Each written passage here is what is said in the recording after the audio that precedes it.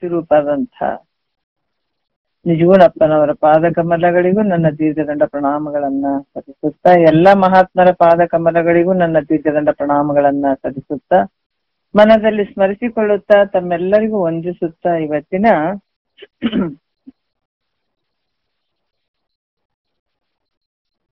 ನಿಜಗುಣರು ರಚಿಸಿದಂತಹ ಬೃಹದಾರಣ್ಯಕ ಉಪನಿಷತ್ತಿನಿಂದ ಆಯ್ದಂತಹ ಯಾಜ್ಞವಲ್ಕ್ಯ ಮತ್ತೆ ಮೈತ್ರಾದೇವಿಯ ವರ ಸಂವಾದವಾದಂಥದ್ದು ಪರಮಾನುಭೋದೆ 1ನೆಯ ಸಂಧಿ ಒಳಗ ಸೂತ್ರ ನೋಡೋಣ ನಡೆದಂಥದ್ದು. 7ನೆಯ ಸೂತ್ರ ನಡೆದದ, ಕೊನೆಯ ನುಡಿಗಳು ಹೇಳ್ಬೇಕಾಗ್ತದ. ಈ ಸೂತ್ರದಲ್ಲಿ ಬಹಳಷ್ಟು ವಿಚಾರಗಳನ್ನ ಅವರು ನಮಗ ತಿಳಿಸ್ತಾರ. ಯಾವ ರೀತಿ 7ನೆಯ ಸೂತ್ರದಲ್ಲಿ ಹೇಳ್ತಾರ ಅಂದ್ರೆ, ಜನನ ಆರಂಭ ಕ್ರಿಯೆ ಪ್ರಕೃತಿಯ ಅವಿದ್ಯೆ ಎಂದೆನಿಪ್ಪವು, ಆ ಕಲ್ಪಿತ ನೋಡ್ ತೋರ್ಪು ಅನ್ನುವಂತ ವಿಚಾರವನ್ನ ಹೇಳ್ತಾ ಇದ್ದಾರೆ. ಇಲ್ಲಿ ನಿನ್ನೆ 6ನೆಯ ನುಡಿ ತನ್ನ ಆಗ್ಯದ.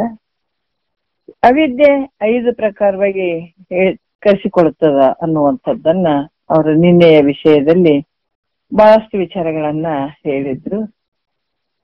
ಈಗ ಈ ಅವಿದ್ಯೆ ಅನ್ನುವಂಥದ್ದು ತಮೋ ರೂಪಿಂದ, ಮಾಯಾ ರೂಪಿಂದ, ಅದು ಮೋಹ ಮತ್ತೆ ಅಜ್ಞಾನ ರೂಪಿಂದ, ಬಳಿಕ ಅನೃತ ರೂಪಿಂದ ತೋರ್ತದ ಅನ್ನುವಂಥದ್ದನ್ನ ಹೇಳಿದ್ರು.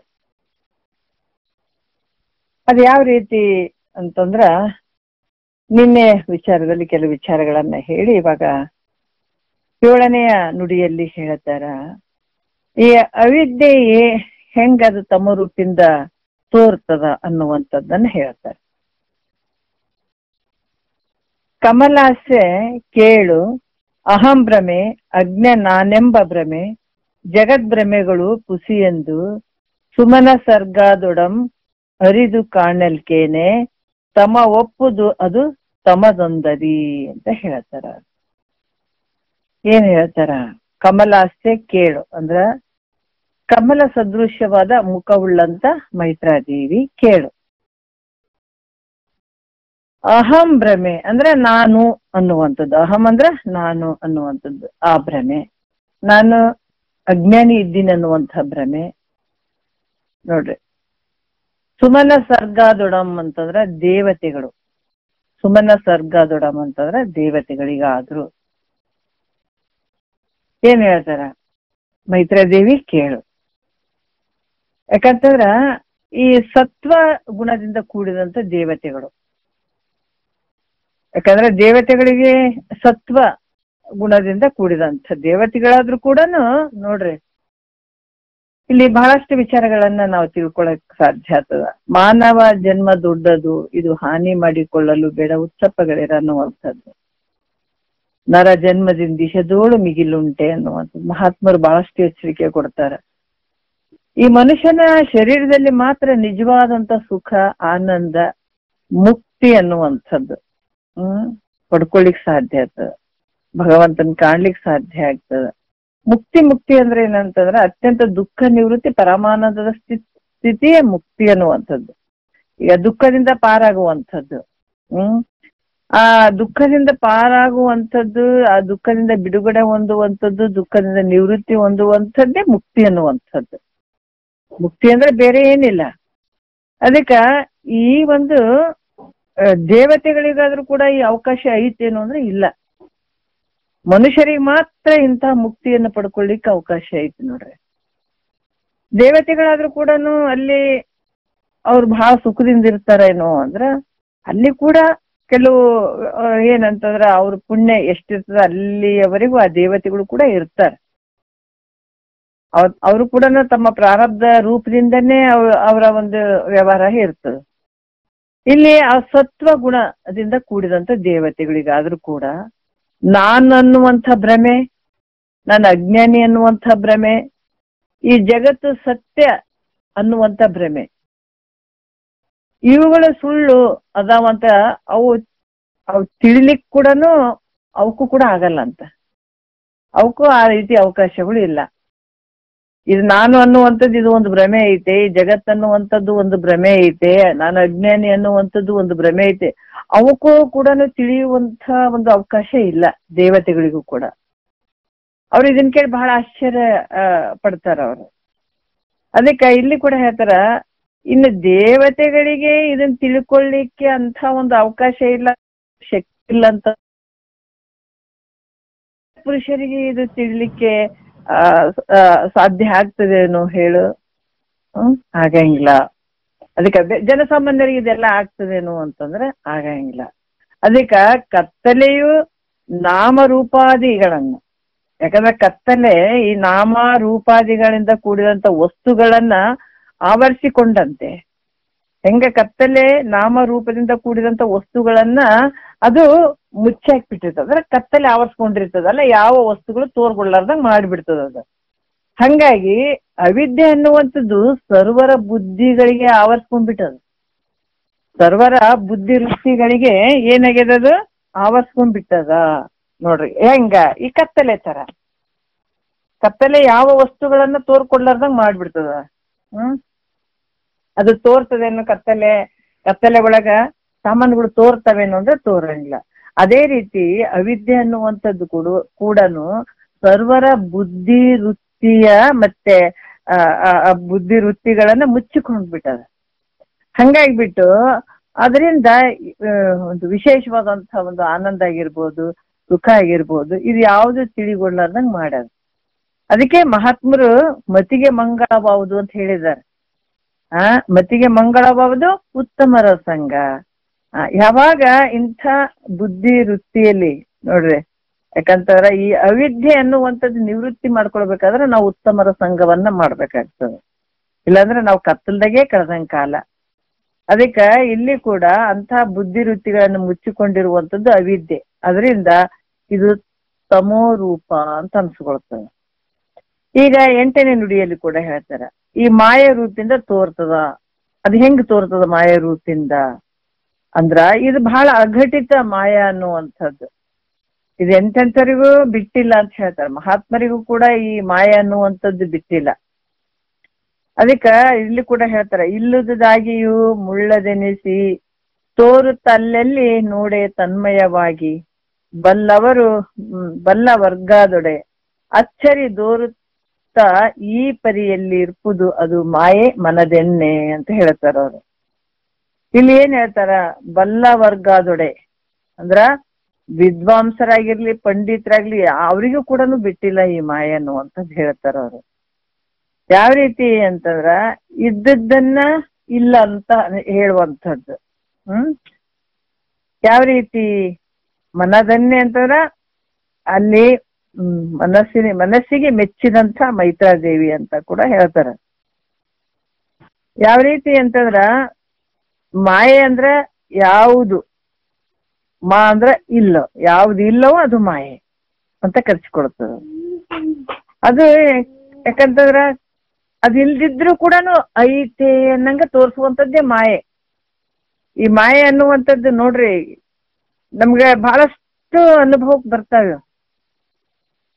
ಈ ಜಾಗ್ರದಲ್ಲಿ ನಾವೆಲ್ಲ ವ್ಯವಹಾರ ಮಾಡ್ತೀವಿ, ಅಲ್ಲಿ ಭಾವ ಏನೈತೆ ನಮ್ಗ ಸತ್ಯನೇ ನಾವು ಮಾಡ್ತಾ ಇದ್ದೀವಿ, ಇರುವಂತದ್ದೆಲ್ಲ ಸತ್ಯ ಅಂತ ತಿಳ್ಕೊಂಡಿದೀವಿ. ಅದೇ ಸ್ವಪ್ನ ಪ್ರಪಂಚದಲ್ಲಿ ಅಲ್ಲೊಂದು ಪ್ರಪಂಚ ಸೃಷ್ಟಿ ಆಗ್ತದ, ಅಲ್ಲಿ ಕೂಡ ಸತ್ಯ ಅಂತಾನೆ ಅನ್ಕೊಂಡಿರ್ತೀವಿ. ಆದ್ರ ಸುಸುಪ್ತಿಯಲ್ಲಿ ಎಲ್ಲ ಮಾಯ ಆಗಿಬಿಡ್ತಾವ. ಈ ಜಾದೂಗರ ಅದಕ್ಕೆ ತನು ಇದನ್ನುಳಿದಿಂದ್ರ ಜಾಲದ ಆಟಗಳು ಉಂಟೆ ಅಂತಾರ ಮಹಾತ್ಮರು. ಈ ಶರೀರ ನೋಡ್ರಿ ಇಷ್ಟೆಲ್ಲ ಕಾಣಿಸ್ತದಂದ್ರೆ ಎಲ್ಲಿತ್ತು ಕಾಣಿಸ್ತದ? ಜಾಗ್ರದಲ್ಲಿ ಮಾತ್ರ ಕಾಣಿಸ್ತದ. ಆದ್ರ ಈ ಸ್ವಪ್ನದಲ್ಲೂ ಇಲ್ಲ, ಸುಸುಪ್ತಿಯಲ್ಲೂ ಇಲ್ಲ. ಈ ಜಾದೂಗರ್ ಬಂದಾಗ ನಾವ್ ವಿಶೇಷವಾಗಿ ನೋಡಕ್ ಹೋಗ್ತಿವಿ. ಅವ್ರಿಗೆ ಹೆಂಗ್ ಮಾಡ್ತಾರ್ರಿ, ಬಹಳ ಚಂದ ಮಾಡ್ತಾರ್ರಿ. ಹೂವು ಇದು ಕಾಗದ ಮಾಡ್ತಾರ, ಕಾಗದ ಒಯ್ದು ಬಟ್ಟೆ ಮಾಡ್ತಾರ, ಬಟ್ಟೆ ಒಯ್ದು ನಾನಾ ರೀತಿಯಿಂದ ಮಾಡ್ತಾರ್ರಿ ಅಂತ ಹೇಳ್ತೀವಿ. ಯಾಕಂದ್ರೆ ಕ್ಷಣಿಕವಾಗಿ ತೋರಿ ಮತ್ತೆ ಅದು ಮಾಮೂಲಿ ಸ್ಥಿತಿಗೆ ಬರುವಂತದ್ದು. ಅದೇ ರೀತಿ ಕೂಡ ಈ ಜಾಗ್ರದಲ್ಲಿ ತೋರುವಂತ ಇಷ್ಟೆಲ್ಲ ದೃಶ್ಯ ಪ್ರಪಂಚ ಕ್ಷಣದಲ್ಲಿ ನಾವ್ ಯಾವಾಗ ಮಲ್ಲಿಗೆ ಬಿಡ್ತೀವಿ, ಅವ ಸ್ವಪ್ನ ಪ್ರಪಂಚದಲ್ಲೂ ಇಲ್ಲ, ಸುಸುಪ್ತಿ ಪ್ರಪಂಚದಲ್ಲೂ ಇಲ್ಲ. ಇದಕ್ಕೆ ಮಾಯೆ ಅನ್ನುವಂಥದ್ದು. ಆದ್ರೂ ಕೂಡ ಇದು ಇರದೇ ಇರುವಂತದ್ದು ಐತೆ ಅನ್ನುವಂತ ಭಾವ ಬಂದಿದೆಯಲ್ಲ, ಇದು ನೋಡ್ರಿ ಅಜ್ಞಾನ ಅನ್ನುವಂಥದ್ದು. ಇದೇ ಕೂಡ ಮಾಯ ಅಂತ ಕೂಡ ಹೇಳ್ಬಹುದು. ಅದಕ್ಕೆ ಇಲ್ಲಿ ಕೂಡ ಹೇಳ್ತಾರ, ಎಲ್ಲಾ ಕಡೆಗೆ ಇಲ್ಲ ಅಂತಂದ್ರೂ ಕೂಡ ಇದೇ ಅನ್ನುವಂಗ ತೋರುವಂಥದ್ದು ಈ ಮಾಯೆ ಅನ್ನುವಂಥದ್ದು. ಆಮೇಲೆ ಈ ಮಹಾ ಬುದ್ಧಿವಂತರಿಗಾದ್ರೂ ಕೂಡ, ವಿದ್ವಾಂಸರಿಗಾದ್ರೂ ಕೂಡ ಈ ಮಾಯೆ ಅನ್ನುವಂಥದ್ದು ಬಹಳ ಆಶ್ಚರ್ಯ ಉಂಟು ಮಾಡ್ತವೆ. ಯಾಕಂದ್ರೆ ಇದು ನಾವು ಕೆಲವೊಂದು ವಿಚಾರದಲ್ಲಿ ನೋಡಿದಾಗ ಈ ಮಾಯೆ ಶಬರಿದು ಇದರಲ್ಲಿ ಬರ್ತದ ನೋಡ್ರಿ, ದೇವಿ ಚರಿತ್ರೆಯಲ್ಲಿ ಬರ್ತದ, ವಸಿಷ್ಠ ಗುರುಗಳದ ವಿಚಾರದಲ್ಲಿ ಬರ್ತದೆ. ಯಾಕಂದ್ರೆ ಅಷ್ಟೊಂದು ಅಘಟಿತವಾದಂತ ಈ ಮಾಯೆ, ಆದಂದ್ರೆ ಇಲ್ಲ ಅನ್ಸ್ಬಿಡ್ತದೆ, ಇಲ್ಲ ಅಂದ್ರೆ ಆದ್ ಅನ್ಸ್ಬಿಡ್ತದ.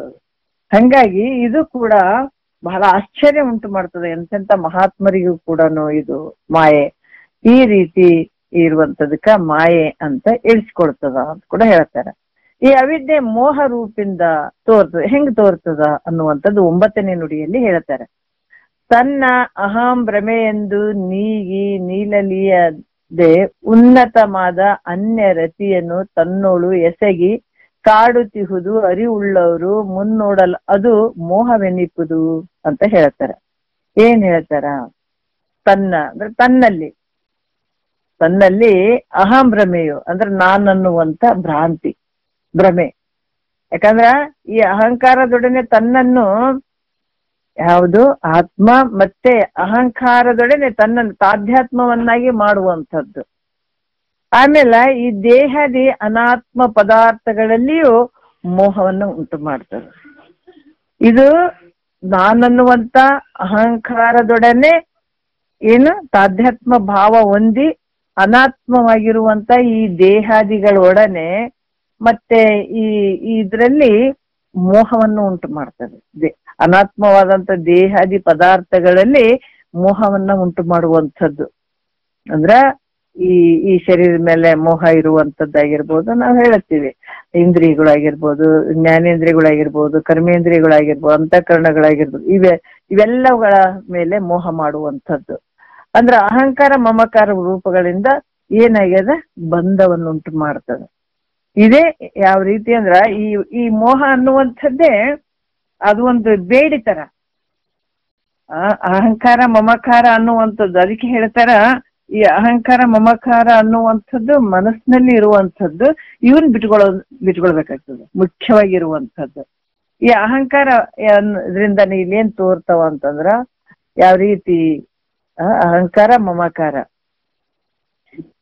ಇವುಗಳಿಂದ ಏನಾಗ್ಯದ ಈ ಜೀವಾತ್ಮನಿಗೆ ಬಂಧವನ್ನುಂಟು ಮಾಡ್ಯಾರ. ಈ ಕಲ್ಪಿತ ಪುರುಷನಿಗೆ ಏನಾಗ್ತದೆ ಬಂಧವನ್ನುಂಟು ಮಾಡಿ ಅನೇಕ ಜನ್ಮಗಳನ್ನ ಕೊಟ್ಟು, ಅದಕ್ಕ ಎಲ್ಲಾ ಗಿಡಗಳಿಗೆ ಬೀಜಗಳು ಅದಾವ, ಮತ್ತೆ ಹುಟ್ಟಿ ಬರ್ತದ್ರಿ, ಬೀಜ ಆಗಿದ್ರೆ ಹುಟ್ಟಿ ಬರ್ತದ. ಆದ್ರೆ ಮನುಷ್ಯನಿಗೆ ಮೋಹ ಅನ್ನುವಂಥದ್ದೇ ಮತ್ತೆ ಹುಟ್ಟಿ ಬರ್ಲಿಕ್ಕೆ ಅಹಂಕಾರ ಮಮಕಾರ ಅನ್ನುವಂಥದ್ದೇ. ಅದಕ್ಕೆ ಇಲ್ಲಿ ಹೇಳ್ತಾರ ಮುಖ್ಯವಾಗಿ ಈ ಸನ್ಯಾಸಿ ಅಂತ ಯಾತಿ ಕೇಳ್ತಾರಂದ್ರ, ಯಾರು ಅಹಂಕಾರ ಮಮಕಾರಗಳನ್ನ ಅಳ್ದಿರ್ತಾರ ಬಿಟ್ಟಿರ್ತಾರ ಅವ್ರಿಗೆ ನಿಜವಾದ ಸನ್ಯಾಸಿ ಅಂತ ಹೇಳ್ತಾರ. ಅಹಂಕಾರ ಮಮಕಾರ ಏನಾದ್ರೂ ಇತ್ತು ಅಂದ್ರೆ ಸನ್ಯಾಸಿ ಆಗಕ್ ಸಾಧ್ಯ ಇಲ್ಲ. ಅದಕ್ಕ ಈ ಅಹಂಕಾರ ಮಮಕಾರ ಅನ್ನುವಂಥದ್ದು ಏನಾಗ್ತದ ಮತ್ತೆ ತಿರ್ಗಾ ಬಂಧಕ್ಕೆ ಗುರಿ ಆಗ್ತದ, ದುಃಖಕ್ಕೆ ಗುರಿ ಆಗ್ತದ. ನಾವ್ ಹೇಳ್ತೀವಿ ಮನೆಯಲ್ಲಿ ಬೇಕಾದಷ್ಟು ಜನ ಇದ್ದಾರ ಅಂತಂದ್ರೂ ಕೂಡ ಈ ಮೋಹ ಅನ್ನುವಂಥದ್ದು ಈ ಶರೀರದ ಮೇಲೆ ನಾವು ಮಾಡುವಂತ ಮೋಹ ಹಲವಾರು ಒಂದು ಜನ್ಮಕ್ಕ ಗುರಿ ಮಾಡ್ತದೆ. ಅದಕ್ಕೆ ಮಹಾತ್ಮರು ಹೇಳ್ತಾರ, ಶರೀರ ನಾನು ಅನ್ನುವಂಥದ್ದು ಇದು ಒಂದು ಜನ್ಮದ್ದಲ್ಲ, 84 ಲಕ್ಷ ಜೀವರಾಶಿಯಿಂದ ಈ ಶರೀರ ನಾನೇ ಅನ್ಕೊಂಡು ಬಂದು ಅದು ಗಟ್ಟಿ ಆಗಿರುವಂಥದ್ದು. ಅಷ್ಟು ಬೇಗ ಇದು ಶರೀರ ನೀನಲ್ಲ ಅಂದ್ರೆ ಹಂಗ ಹೋಗಂಗಿಲ್ಲ. ಅದಕ್ಕೆ ಇದು ಬಹಳ ಕೇಳಲು ಬೇಕು ವೇದಾಂತವೆಂಬ ಶಾಸ್ತ್ರವನ್ನು. ಯಾಕಂದ್ರೆ ಎಷ್ಟು ನೀನು ಶರೀರ ನಾನು ಅಂತ ನೀನು ಅನ್ಕೊಂಡಿದಿ, ಅಷ್ಟೇ ನಾನು ಅಲ್ಲ ಅಲ್ಲ ಅಲ್ಲ ಅಂತ ಅನ್ನುವಂತ ಭಾವ ದೃಢ ಆಗ್ಬೇಕಾಗ್ಯದ. ಹಂಗಾಗಿ ಈ ಶರೀರದ ಮೇಲೆ ಈ ಮೋಹವನ್ನ ಉಂಟು ಮಾಡುವುದರಿಂದ ಏನಾಗ್ತದ, ಬಂಧಕ್ಕೆ ಗುರಿ ಆಗ್ತದ, ದುಃಖಕ್ಕೆ ಗುರಿ ಆಗ್ತದ, ಹಲವಾರು ಜನ್ಮಗಳನ್ನ ತೊಟ್ಕೊಂಡು ಬರ್ಬೇಕಾಗ್ತದ. ಆ ಜನ್ಮಗಳಲ್ಲಿ ಅದಕ್ಕೆ ಹೇಳ್ತಾರ ಅಲ್ಲಿ ಹಲವಾರು ಕಷ್ಟಗಳನ್ನ ಅನುಭವಿಸ್ಬೇಕಾಗ್ತದೆ. ಇದರಿಂದ ಅದರಿಂದ ಏನಾಗ್ತದ, ಬಲ್ಲವರು ಕೂಡ ಇದಕ್ಕ ಮೋಹ ಅಂತ ಕರೆದಿದ್ದಾರೆ. ಎಂತೆಂತ ಮಹಾತ್ಮರು ಕೂಡ ಇದಕ್ಕ ಮೋಹ ಅಂತ ಹೇಳಿದ್ದಾರೆ. ಅದಕ್ಕೆ ರಾಗದಿಂಬೇರಿನ್ನು ಭವಬೀಜ ಮುಂಟೆ. ಭವಕ್ಕೆ ಬರೋದಂದ್ರೆ ಏನು, ಸುಖದ್ದೈತೇನು? ಇದಕ್ಕೆ ಸುಖ ಇಲ್ಲ. ಯಾವಾಗ ಶರೀರವನ್ನ ತೊಟ್ಕೊಂಡು ಬಂದಿವಿ ದುಃಖನೇ ಶುರು ಆಯ್ತಲ್ಲಿ. ಯಾವಾಗ ನನ್ನನ್ನ ನಾನು ತಿಳ್ಕೊಳ್ಳಿಲ್ಲ ಅಂತಂದ್ರ ಈ ಶರೀರ ತೊಟ್ಕೊಂಡು ಬರುವಂತದ್ದೇ ಒಂದು ಪನಿಷ್ಮೆಂಟ್, ಭಗವಂತನ ಒಂದು ಪನಿಷ್ಮೆಂಟ್. ಶರೀರ ಒತ್ಕೊಂಡು ತಿರುಗಾಡೋದಂದ್ರೆ ಸಾಮಾನ್ಯ ಅಲ್ಲ. ನಾವು ಸ್ವಲ್ಪ ಆಳವಾಗಿ ವಿಚಾರ ಮಾಡಿದಾಗ ಮಹಾತ್ಮರ ವಾಕ್ಯವನ್ನ ನಾವು ಶ್ರವಣ ಮನನ ಮಾಡಿದಾಗ ಗೊತ್ತಾಗ್ತದ ಈ ಶರೀರ ಅನ್ನುವಂಥದ್ದು ಎಷ್ಟು ದುಃಖಕರವಾಗಿರುವಂತಹದ್ದು. ಹಂಗಾಗಿ ಇಲ್ಲಿ ಕೂಡ ಹೇಳ್ತಾರ, ಯಾವಾಗ ನೀನು ಅಹಂಕಾರ ಮಮಕಾರ ಈ ಮೋಹ ಇದಕ್ಕೆ ಒಳಗಾಗ್ತಿದೆ ಅದರಿಂದ ದುಃಖನೇ ಐತೆ. ಅದಕ್ಕೆ ಬಲ್ಲವರು ಕೂಡ ಹೇಳ್ತಾರೆ ಇದಕ್ಕೆ ಮೋಹ ಅಂತ ಹೇಳ್ತಾರ. 10ನೇ ನುಡಿಯಲ್ಲಿ ಕೂಡ ಹೇಳ್ತಾರ, ಅಜ್ಞಾನ ರೂಪದಿಂದ ತೋರ್ತದ. ಇದು ಹೆಂಗ್ ತೋರ್ತದ? ತಾನಾರು ಜಗವಿದೇನು ಎಂತಾದುದು ಈ ತನುವೇನೆಂದು ತಿಳಿಲಿಕ್ಕೆ ಎಡೆಯನು ತಾನೀಯದೆ ಎಲ್ಲರೋಳಿರ್ಪ ಕಾರಣದಿಂದ ಅಜ್ಞಾನವಿದೆಂದು ಭಾವಿಸು ನೀರೇ ಅಂತ ಹೇಳ್ತಾರ. ಏನ್ ಹೇಳ್ತಾರ ಅಂದ್ರೆ, ನೀರೇ ಅಂದ್ರೆ ಸ್ತ್ರೀಯಳೆ, ನೀರೇ ಅಂದ್ರೆ ಸ್ತ್ರೀಯಳೆ. ಮೈತ್ರೇವಿ ಕೇಳು ನೋಡ್ರಿ. ಏನ್ ಹೇಳ್ತಾರೆ? ಈ ದೇಹ ತಾನಾರು ನಾನು ಯಾರಿದ್ದೀನಿ ಅನ್ನುವಂಥದ್ದು. ನಾನು ಯಾರಿದ್ದೀನಿ, ಈ ಜಗತ್ತಂದ್ರೆ ಏನು, ಆಮೇಲೆ ಈ ದೇಹ ಅಂದ್ರ ಈ ಜಗತ್ ಹೆಂಗಾಯ್ತು, ಮತ್ತೆ ಈ ಶರೀರ ಹೆಂಗಾಯ್ತು, ಹೆಂಗ್ ಬಂತು, ಮತ್ತೆ ಇಂದ್ರಿಯಗಳು ಈ ಶರೀರದಲ್ಲಿ ತೋರ್ತಾವಲ್ಲ, ಇಂದ್ರಿಯಗಳು, ಪ್ರಾಣ, ಮತ್ತೆ ಮನ, ಬುದ್ಧಿ, ಚಿತ್ತು, ಅಹಂಕಾರಗಳು, ಇವೆಲ್ಲವುಗಳು ಹೆಂಗದವ, ಇವು ಸತ್ಯ ಅದವು ಅಥವಾ ಮಿಥ್ಯ ಅದವು. ಮತ್ತೆ ನಾನು ಯಾರು ಇದ್ದೀನಿ ಅನ್ನುವಂಥದ್ದನ್ನ, ಮತ್ತೆ ಈ ಜಗತ್ತು ಹೆಂಗದ, ಸತ್ಯ ಅದು ಮಿಥ್ಯ ಅದು, ಇದನ್ನ ವಿಚಾರ ಮಾಡುವಂಥದ್ದು ಇವು ಎಂಬುದನ್ನ. ಯಾಕಂತಾರೆ ಮತ್ತೆ ರೇತು ರಕ್ತಗಳು ಜಡ ಆಗಿದಾವ. ರೇತುನು ಜಡ ಅದ, ರಕ್ತನು ಜಡ. ಈ ಜಡ ಆದಂತಹ ರೇತು ರಕ್ತದಿಂದ ಈ ಶರೀರ ಹೆಂಗ್ ಬಂತು, ಹೆಂಗಾಯ್ತು ಈ ಶರೀರ ವಿಚಾರ ಮಾಡುವುದಕ್ಕ ಇದೇನು ಅಜ್ಞಾನ ಅನ್ನುವಂಥದ್ದು ಅವಕಾಶ ಕೊಡದೆ. ಅದಕ್ಕೆ ಇದು ಬಹಳ ಆಶ್ಚರ್ಯ ಆಗ್ತದೆ. ಬೇರೆ ಬೇರೆ ಎಲ್ಲವನ್ನ ವಿಚಾರ ಮಾಡ್ತೀವಿ, ಆದ್ರ ಈ ಶರೀರದಿಂದ ಏನೈತೆ, ಯಾಕೆ ಬಂತು, ಇದು ಹೆಂಗಾಯ್ತು ಅನ್ನುವಂಥದ್ದು ವಿಚಾರ ಮಾಡಕ್ ಕೊಡಂಗಿಲ್ಲಲ್ಲ. ಇದು ದೊಡ್ಡ ಅಜ್ಞಾನ ನೋಡ್ರಿ. ಎಲ್ಲರೂ ತಾಯಿ ಗರ್ಭದಲ್ಲಿ ಬಂದಿದೀವಿ, ಹೆಂಗ್ ಬಂತು ಅಂತ ಗೊತ್ತು, ಹೊಟ್ಟೆಯಲ್ಲಿ ಹೆಂಗ್ ಬೆಳೀತಂತ ಗೊತ್ತು, ಆಮೇಲೆ ಹೊರಗೆ ಹೆಂಗ್ ಬಂತು ಅಂತ ಗೊತ್ತು. ಒಂದ್ ಹನಿ ರೇತು ರಕ್ತದಿಂದ ಈ ಶರೀರ ಇಷ್ಟು ಆಕಾರ ಆಗ್ಬಿಟ್ಟು ಕೊನೆಯವರೆಗೂ ಕಷ್ಟ ಸುಖ ನೋವು ನಲಿವುಗಳಿಗೆ ಗುರಿ ಆಗ್ತದ, ಕೊನೆಗೆ ಇಲ್ದಂಗ ಆಗ್ಬಿಡ್ತದೆ. ಇದನ್ನ ವಿಚಾರ ಮಾಡಕ್ ಕೊಡೋದೇ ಇಲ್ಲ. ಅದು ಬಾಹ್ಯದಲ್ಲಿ ವಿಷಯಾದಿಗಳಿಗೆ ಯಾವಾಗ ತಿಳುವಳಿಕೆ ಬಂತು ಅಂದಾಗ ವಿಷಯಾದಿಗಳಿಗೆ ಬಲಿಯಾಗಿಬಿಟ್ಟು ಅದರಲ್ಲೇ ಮನಸ್ಸನ್ನ ತೊಡಗಿಸಿ ಕೊನೆಗೆ ಇಲ್ದಂಗ ಆಗ್ಬಿಡುವಂಥದ್ದು ಇದು ಅಜ್ಞಾನ, ದೊಡ್ಡ ಅಜ್ಞಾನ.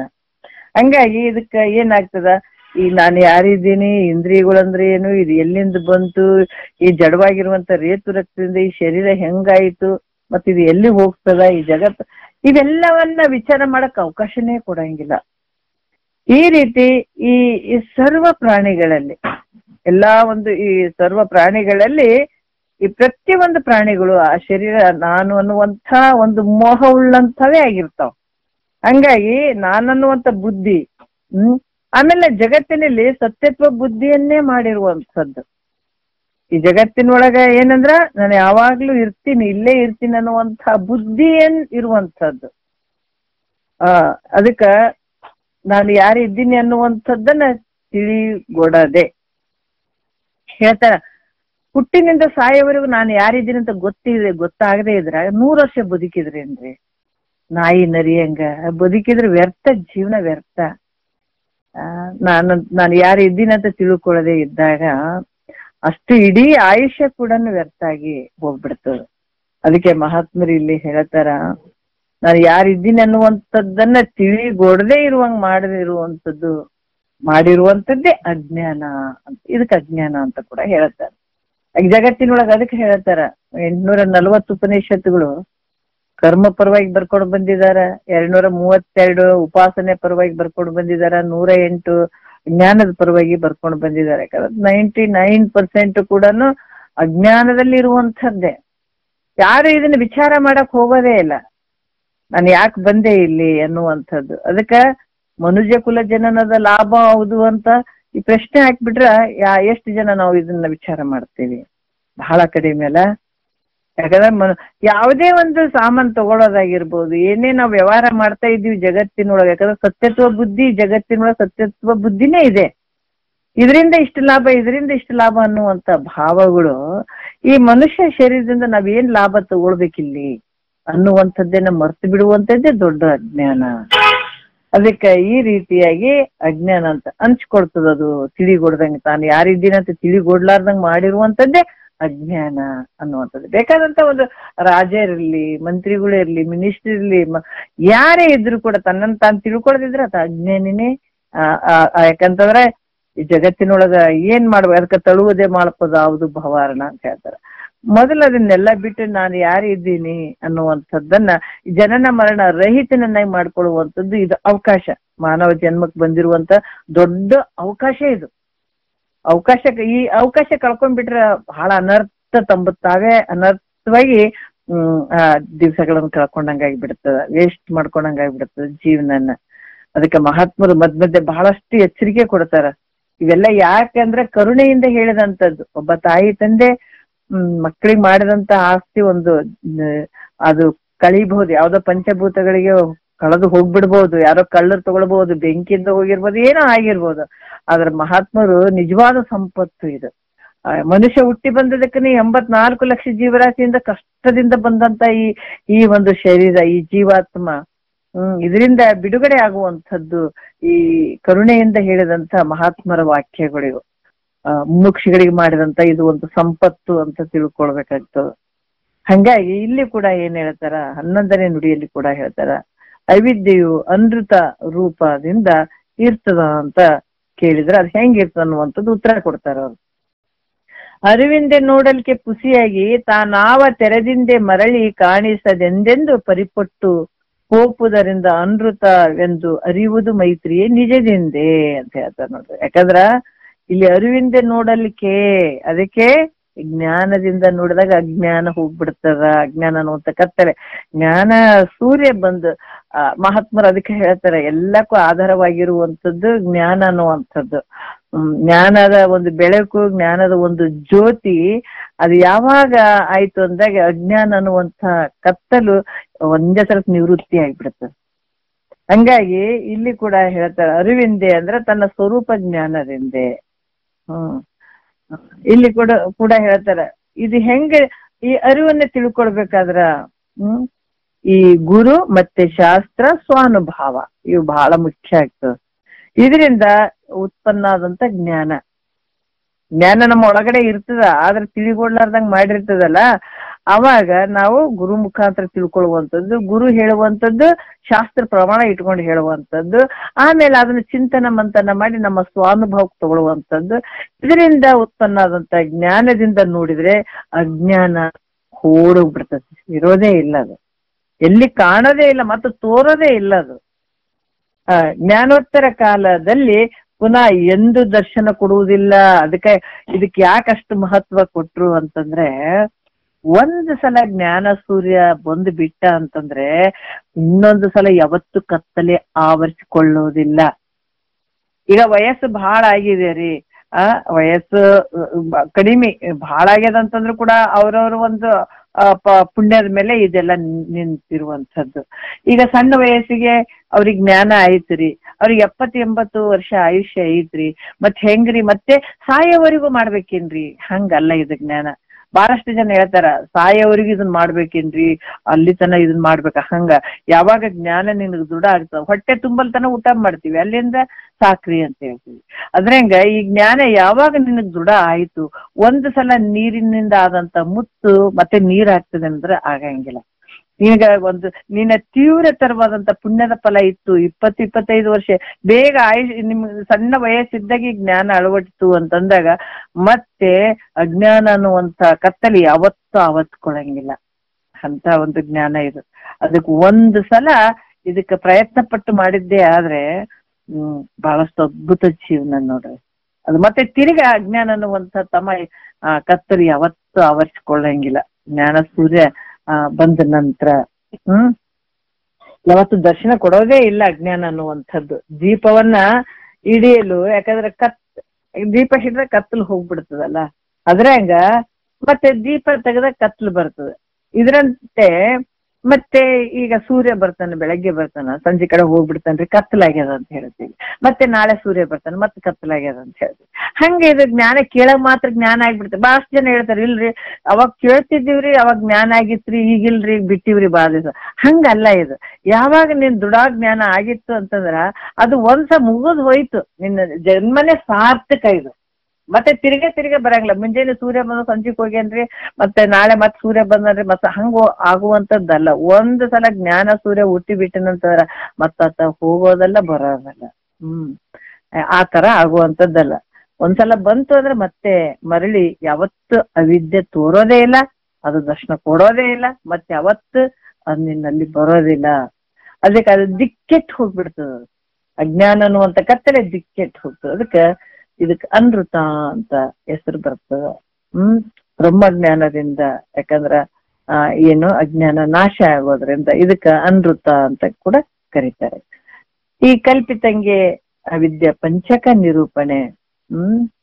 ಇಲ್ಲೇನ್ ಹೇಳ್ತಾರ, ನಿರೂಪಣೆ ಸೂತ್ರ 7 ಪದ 63 ಅಂತ ಹೇಳ್ತಾರ.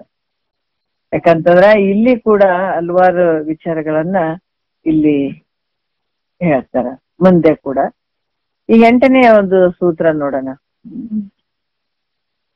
ಕಲ್ಪಿತಂಗೆ ವಿದ್ಯೆ ಪಂಚಕ ನಿರೂಪಣೆ.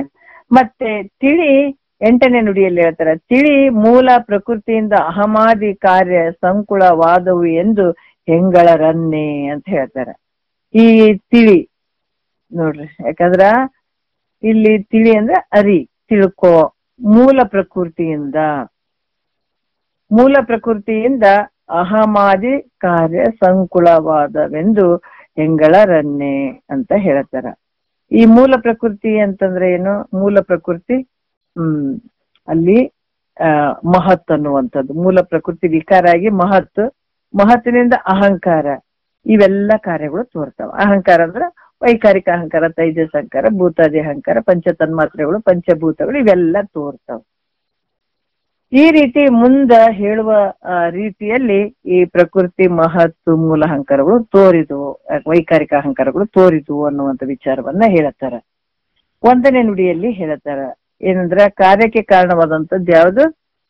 ಪ್ರಕೃತಿ. ಇವೆಲ್ಲ ಕಾರ್ಯಗಳೇನಾಗ್ತಾವ? ಮಹತ್ತು, ವೈಕಾರಿಕ ಅಹಂಕಾರ, ತೈಜಸ್ ಅಹಂಕಾರ, ಭೂತಾದಿ ಅಹಂಕಾರ, ಪಂಚತನ್ಮಾತ್ರೆಗಳು, ಇವೆಲ್ಲ ಕಾರ್ಯಗಳು. ಅದಕ್ಕೆ ಕಾರಣವಾಗಿರುವಂಥದ್ದು ಯಾವುದು? ಪ್ರಕೃತಿ ಅನ್ನುವಂಥದ್ದು. ಮತ್ತೆ ಇದು ಕೂಡ ಹೆಂಗೈತೆ ಹೇಳ್ತಾರ ಅವರು 1ನೇ ನುಡಿಯಲ್ಲಿ ಹೇಳ್ತಾರ, ಅದು ತಾನು ಅನಾದಿ ತೋರ್ಪದರಿಂದೆ ಘಟದ ಓಲದು ಪುಸಿ ಕಲ್ಪಿತ ಆತ್ಮಕನಲ್ಲಿ ಒದವಿದ ವಿಕೃತಿ ತಾನಹುದಾಗಿ ಕೆಡುವುದು ಅಂತದು ಮೂಲ ಪ್ರಕೃತಿ ನಿಖಿಲ ಬೀಜ ಅಂತ ಹೇಳ್ತಾರ. ಏನ್ ಹೇಳ್ತಾರ? ಈಗ ಈ ಮುಂದ ಆಗುವಂಥವೇನದ ಕಾರ್ಯಗಳು, ಅದಕ್ಕೆ ಕಾರಣ ಆಗಿರುವಂಥದ್ದು ಪ್ರಕೃತಿ. ಈ ಕಲ್ಪಿತನಲ್ಲಿ ಅಂದ್ರ ಕಲ್ಪಿತ ಪುರುಷನ ದೃಷ್ಟಿಯಿಂದ ಈ ಒಂದು ಅನಾದಿಯಾಗಿರುವಂಥದ್ದು, ಅಂದ್ರ ಉತ್ಪತ್ತಿ ಇಲ್ಲದೆ ಇರುವಂಥದ್ದು ಇದ್ರೂ ಕೂಡ ತೋರುವಂಥದ್ದು ಯಾವುದು? ಈ ಪ್ರಕೃತಿ ಅನೇಕ ವಿಕಾರ ಆಗಿರುವಂಥದ್ದು. ಮತ್ತ ಇದು ಹೆಂಗದಂತಂದ್ರ ವಿಕಾರ ಆಗಿರೋದ್ರಿಂದ ಇದು ಘಟದಂತೆ ಸುಳ್ಳಾಗಿರುವಂಥದ್ದು. ಇದು ಕೂಡ ಪ್ರಕೃತಿಯಲ್ಲಿ ಬ್ರಹ್ಮದಂತೆ ಅನಾದಿ ಆದ್ರೂ ಕೂಡ ಇದು ಪ್ರಕೃತಿ ಹೆಂಗದಂದ್ರ ಬ್ರಹ್ಮದಂತೆ ಅದು ಅನಾದಿ ಆದ್ರೂ ಕೂಡ ಅದು ಶಾಂತ ಅಂದ್ರ ಅದು ನಾಶ ಆಗುವಂಥದ್ದು, ತೋರುವಂಥದ್ದು. ಅದಕ್ಕೆ ಇದು ಅನಂತ ಆಗಿರದೆ ಇರುವಂಥದ್ದು ಇದು ಪ್ರಕೃತಿ ಅನ್ನುವಂಥದ್ದು. ಅದು ಹೆಂಗ ತೋರ್ತಂದ್ರ ಪ್ರಕೃತಿ ಬ್ರಹ್ಮದಂಗ ತೋರ್ತದ ಖರೆ, ಆದ್ರೂ ಕೂಡ ಅದು ಶಾಂತವಾಗಿರುವಂಥದ್ದು, ಅನಂತ ಆಗದೆ ಇರುವಂಥದ್ದು ಅದು. ಈ ರೀತಿಯಾಗಿ ಕಲ್ಪಿತ ಪುರುಷನಲ್ಲಿ ಪ್ರಕೃತಿ ಅನ್ನುವಂಥದ್ದು ಏನಂತಂದ್ರ ಅನಾದಿಯಾಗಿ ತೋರಿದ್ರು ಕೂಡ ಇದು ಸತ್ಯ ಅಲ್ಲ ಅಂತನ್ನುವಂಥ ವಿಚಾರ ಹೇಳ್ತಾರೆ. ಈ ಪ್ರಕೃತಿಯಿಂದನೇ ಕಾರ್ಯಗಳಾದಂಥದ್ದು, ಈ ವ್ಯವಹಾರ ಎಲ್ಲ ನಡೀತದೆ, ಈ ಜಗತ್ತಿನ ವ್ಯವಹಾರ ಎಲ್ಲ ನಡೆಯುವಂಥದ್ದು. ಮತ್ತೀಗ 2ನೇ ನುಡಿಯಲ್ಲಿ ಹೇಳ್ತಾರ, ಏನ್ ಹೇಳ್ತಾರ ನೋಡೋಣ. ಅದು ನಾನಾ ವಿಕೃತಿ ರೂಪದೆ ತೋರಿ ಪರಿಣಮಿಸಿದೊಡೆ ಮೊದಲು ಮಹತ್ತೆಂಬುವುದು ಸುದತಿ ಕೇಳು ಉದಿಸಿತ್ತು ಅಂತದು ತಾನು ಅಹಂ ತ್ರಿತಯದ ತೋರ್ಕೆಗಾದಿ ಕಾರಣವಕ್ಕೂ ಅಂತ ಹೇಳ್ತಾರ. ಸುದತಿ ಕೇಳು ಅಂದ್ರ ಮೈತ್ರ ಕೇಳು ಅನ್ನುವಂಥ ವಿಚಾರವನ್ನ ತಗೊಳ್ತಾರವ್ರು. ಅದು ನಾನಾ ವಿಕೃತಿ ಆಗುವಂಥದ್ದು. ನಾನಾ ವಿಕೃತಿಯಾಗಿ ಮೂಲ ಪ್ರಕೃತಿಯು ಅನೇಕ ರೂಪಾಗಿ ವಿಕಾರ ಹೊಂದುತ್ತದೆ. ಅದು ಮೂಲ ಪ್ರಕೃತಿ ಅವಿದ್ಯೆ ಅನ್ನುವಂಥದ್ದಾಗಿರ್ಬೋದು, ನಾನು ಅನ್ನುವಂಥದ್ದು ಮೂಲ ಅಹಂಕಾರ, ಅದೇ ಪ್ರಕೃತಿ ಅಂತ ಅನಿಸ್ಕೊಳ್ಳುವಂಥದ್ದು ಮೊದಲು ಬಂದಿದೆ. ಇದು ಮೂಲ ಅಹಂಕಾರ, ಮೂಲ ಪ್ರಕೃತಿ ಅಂತ ಕೂಡ ಹೇಳಿಸ್ಕೊಳ್ತದ. ಅದು ಅದೇನಾಗ್ತದ, ಅನೇಕ ರೂಪವಾಗಿ ವಿಕಾರವನ್ನು ಹೊಂದುತ್ತದ ಪ್ರಕೃತಿ. ಈ ಪ್ರಕೃತಿ ಈ ಕಾರ್ಯಕ್ಕೆ ಏನಾಗ್ತದ, ಸಪೋರ್ಟ್ ಮಾಡ್ತದ, ಅಭಿಮುಖ ಆಗ್ತದ. ಇದಕ್ಕೆ ಏನಾಯ್ತು, ಸ್ವಲ್ಪ ವಿಕಾರ ಹೊಂದುತ್ತದ ಪ್ರಕೃತಿ. ಅದಕ್ಕೆ ಮಹತ್ತು ಅಂತ ಹೆಸರು ಬಂತು. ಅದಕ್ಕೆ ಮಹತ್ತು ಅಂತ ಹೆಸರು ಬಂತು. ಯಾಕಂತಂದ್ರ ಈಗ ಸ್ತ್ರೀಯಳು ಪ್ರೆಗ್ನೆಂಟ್ ಆಗ್ತಾಳ, ಗರ್ಭ ಧರಿಸ್ತಾಳ. ಅದರಿಂದ ಆಕಿಗೆ ಏನ ಹೆಸರು ಬಂತು, ಗರ್ಭಿಣಿ ಅಂತ ಹೆಸರು ಬರ್ತದೆ. ಅದ್ರಂಗ ಇಲ್ಲಿ ಕೂಡ ಪ್ರಕೃತಿ ಅನ್ನುವಂಥದ್ದು ಅಹಂಕಾರಗಳನ್ನ ಗರ್ಭೀಕರಿಸ್ಕೊಳ್ತದೆ. ಪ್ರಕೃತಿ ವಿಕಾರ ಆಗಿ ಅದು ಈಗ ಒಬ್ಬ ಸ್ತ್ರೀ ಗಂಡನ ಮನೆಗೆ ಹೋಗಿರ್ತಾಳ, ಆಕೆ ಮಾಮೂಲಿ ಸ್ತ್ರೀ ಇರ್ತಾಳ, ಆಮೇಲೆ ಆಕೆ ಗರ್ಭಿಣಿ ಆಗ್ತಾಳ, ಆಕೆ ಗರ್ಭಿಣಿ ಅದಾಳ ಅಂತ ಹೇಳಿಸೋದು. ಈ ಮಾಮೂಲಿ ಪ್ರಕೃತಿ ಇರ್ತದ, ಅದು ಏನ್ ಮಾಡ್ತದ ಅಂದ್ರ ಅಹಂಕಾರಗಳನ್ನ ಗರ್ಭೀಕರಿಸ್ಕೊಳ್ತದ. ಅದಕ್ಕ ಮಹತ್ತು ಅಂತ ಹೆಸರು ಬರ್ತದೆ. ಈ ಕಡೆ ನಾವ್ ಬೀಜದ ಒಂದು ದೃಷ್ಟಾಂತ ಕೊಟ್ರೆ, ಬೀಜ ಭೂಮಿಗೆ ಹಾಕಿದಾಗ ಬೆಳಗ್ಗೆ ನೋಡಿದಾಗ ಬೀಜ ಅದು ಮಾಮೂಲಿ ಬೀಜನೂ ಆಗಿಲ್ಲ, ಈ ಕಡೆ ಬೆಳೆನೂ ಇಲ್ಲ, ಊದ್ಕೊಂಡಿರ್ತದ ದಪ್ಪ. ಅದಕ್ಕ ಮಹತ್ತು ಅಂತ ಹೇಳುತ್ತಾರೆ. ಅದೇ ರೀತಿ ಇರುವಂಥದ್ದು. ಮತ್ತೆ ಮಹತ್ತು ಮುಂದೆ ಅದು ವೈಕಾರಿಕ ಮತ್ತೆ ತೈಜಸ್ಸು ಭೂತಾದಿ, ಈ ರೀತಿ 3 ಅಹಂಕಾರಗಳು ಅದರಿಂದ ಏನು ವಿಕಾರ ಹೊಂದುವಂಥದ್ದು. ಮಹತ್ತಿನಿಂದ 3 ಅಹಂಕಾರಗಳು ಈ ರೀತಿಯಾಗಿ ತೋರ್ತಾವ. ವೈಕಾರಿಕ, ತೈಜಸ್ಸು ಮತ್ತೆ ಭೂತಾದಿ ಅಹಂಕಾರಗಳು ಈ ರೀತಿ ತೋರುವಂಥವು ಅಂತ ಹೇಳ್ತಾರೆ. ಮತ್ತೆ ಇದು ಯಾವ ರೀತಿ ಮಹತ್ತು 3, ಯಾಕಂತಾರೆ ಇಲ್ಲಿ ಕೂಡ ಹೇಳ್ತಾರ, ಈ 3ನೇ ನುಡಿಯಲ್ಲಿ ಕೂಡ ಹೇಳ್ತಾರ, ಮಹತ್ತು 3 ಗುಣಗಳಿಂದ ಕೂಡಿರುವಂಥದ್ದು, ಪ್ರಕೃತಿಯ ವಿಕಾರ ಆಗಿ ಇರುವಂಥದ್ದು. ಈ 3 ಗುಣಗಳಿಂದ ಕೂಡಿರ್ತದ. ಮತ್ತಿದು ಮಹತ್ತು 3 ಗುಣಗಳಿಂದ ಕೂಡಿರ್ತದ. ಮತ್ತೆ ಅದು ಪ್ರಕೃತಿ ವಿಕಾರವಾಗಿರುವಂಥದ್ದು. ಪ್ರಕೃತಿನೇ ವಿಕಾರ ಆಗ್ತಾ ಆಗ್ತಾ ಬರ್ತದೆ, ಮಹತ್ತಾಗ್ತದ. 3 ಅಹಂಕಾರಗಳು ಇವೆಲ್ಲ ಅದಕ್ಕೆ ಕಾರ್ಯಗಳು ಆಗುವಂಥದ್ದು. ಗುಣಬುದ್ಧಿ ಮೇನ್ ಅವಗುಣ ಬುದ್ಧಿ ದುರ್ಗುಣ ಗುಣಬುದ್ಧಿಯೊಳು ಮಹತ್ತತ್ವವ ಗುಣಹಂತೆ ಗುಣವಂತೆ ತಿಳಿ ಬಳಿಕ ಅದನ್ನು ಅನ್ಯತಾ ಜ್ಞಾನದನು ರೂಪವು ಆ ಪ್ರಕೃತಿ ನಿಜವೆಂದು ಅಂತ ಹೇಳ್ತಾರ. ಏನ್ ಹೇಳ್ತಾರ, ಯಾಕಂತಂದ್ರ ಗುಣಬುದ್ಧಿ ಅಂದ್ರ ಸತ್ವಗುಣ, ಸತ್ವಗುಣ ಗುಣಬುದ್ಧಿ ಮೇನ್ ಅವಗುಣ ಬುದ್ಧಿ ಅಂತಂದ್ರ ತಮೋ ಗುಣ. ಮತ್ತೆ ದುರ್ಗುಣ ಗುಣಬುದ್ಧಿಗಳು ಅಂತಂದ್ರ ಇವು ರಜೋಗುಣ ತಮೋ ಗುಣ ಅಂತ ಈ 3 ಗುಣಗಳ ಬಗ್ಗೆ ಹೇಳ್ತಾರ. ಮತ್ತೆ ಇಲ್ಲಿ ಸತ್ವ ರಜೋ ತಮಗಳು 3 ಗುಣಗಳಿಂದ ಈ ಮಹತ್ತು ಕೂಡಿಕೊಂಡಿರುವಂಥದ್ದು. 3 ಗುಣಗಳಿಂದನೂ ಕೂಡಿರ್ತದದು ಮಹತ್ತು. ಅದಕ್ಕೆ ಬಹಳಷ್ಟು ವಿಪರೀತ ಜ್ಞಾನಕ್ಕೆ ಸೂಕ್ಷ್ಮ ಸ್ವರೂಪವಾಗಿರುವಂಥದ್ದು ಇದು ಮಹತ್ತು. ಮತ್ತು ಆ ಪ್ರಕೃತಿ ವಿಕಾರವಾಗಿರುವಂಥದ್ದು. ಅದರಿಂದ ಈ ಕಾರ್ಯ ವಿಕಾರ ನಾಶ ಆದ್ರೂ ಕೂಡ ತಾನು ನಾಶ ಆಗದೆ ಇರೋದ್ರಿಂದ ಇದು ನೋಡ್ರಿ, ಯಾಕಂತಂದ್ರ ಇದು ಕಾರ್ಯ ವಿಕಾರ ನಾಶ ಆದ್ರೂ ಕೂಡ ಇವೆಲ್ಲ ಎದರಿಂದ ವಿಕಾರ ಆಗಿದಾವ, ಪ್ರಕೃತಿಯಿಂದ ವಿಕಾರ ಆಗಿದಾವ. ಆದ್ರೂ ಕೂಡ ಕಾರ್ಯ ವಿಕಾರ ಆದ್ರೂ ನಾಶ ಆದ್ರೂ ಕೂಡ ಇಷ್ಟೊತ್ತನ ಕರೆಂಟ್ ಹೋಗಿತ್ತು. ಏನ್ ಹೇಳ್ತಾರ, ಪ್ರಕೃತಿ ವಿಕಾರವಾಗಿರ್ತದ. ಪ್ರಕೃತಿ ಒಂದು ವಿಕಾರ ಆಗಿರೋದ್ರಿಂದ ಇದು ಕಾರ್ಯ ವಿಕಾರ ನಾಶ ಆದ್ರೂ ಕೂಡ ತಾನು ನಾಶ ಆಗದೆ ಇರುವಂಥದ್ದು. ಪ್ರಕೃತಿ ಕಾರ್ಯ ನಾಶ ಆದ್ರೂ ಕೂಡ ಅದು ಮಾತ್ರ ಯಾವಾಗ್ಲೂ ಇರುವಂಥದ್ದು. ಅಂದ್ರ ಬ್ರಹ್ಮದಂತೆ ನಿಜ ಅಲ್ಲ. ಪ್ರಕೃತಿಯ ಕಾರ್ಯ ಆದಂಥವು ಅವೆಲ್ಲ ನಾಶ ಆದ್ರೂ ಕೂಡ ಪ್ರಕೃತಿ ಮಾತ್ರ ನಾಶ ಆಗಂಗಿಲ್ಲ. ಅದು ನಿಜ ಅಂತ ತಿಳ್ಕೊ ಮೈತ್ರ. ಆದ್ರ ಅದು ಬ್ರಹ್ಮದಂಗ ನಿಜ ಅಲ್ಲ. ಮತ್ತೆ ನೋಡ್ರಿ ಎಷ್ಟು ಅದ್ಭುತವಾಗಿ ಹೇಳ್ತಾರ, ಅದು ಬ್ರಹ್ಮದಂಗ ನಿಜ ಅಲ್ಲ. ಇದನ್ನ ತಿಳ್ಕೊ. ಮತ್ತೆ ಈ ಮಹತ್ತತ್ವದ ಸ್ವರೂಪವನ್ನ ತಿಳಿಸ್ತಾರ. ಏನ್ ಹೇಳ್ತಾರ, 4ನೇ ನುಡಿಯಲ್ಲಿ ಹೇಳ್ತಾರ. ಒಳ್ಳಿದನು ಹೌದು ಅಲ್ಲ ವೆರಡು ಉಳ್ಳ ಎಂಬ ಅಹಂ ಮೆಲ್ಲಕ್ಕೆ ಬೀಜವೆಂತಿದು ಬೇರೆ ಇಲ್ಲವೆಂದೆನಿಸಿ ತೋರುವ ಬುದ್ಧಿ ತಾನೇ ತನ್ನಲ್ಲಿ ಮತ್ತೆಂದೆನಿಸುತ್ತಿರ್ಕು ಅಂತ ಹೇಳ್ತಾರ ಅವರು. ಏನ್ ಹೇಳ್ತಾರ ಅಂದ್ರ ಮಹತ್ತೆಂದೆನಿಸುತ್ತಿರ್ಕು ಅಂತ ಹೇಳ್ತಾರ.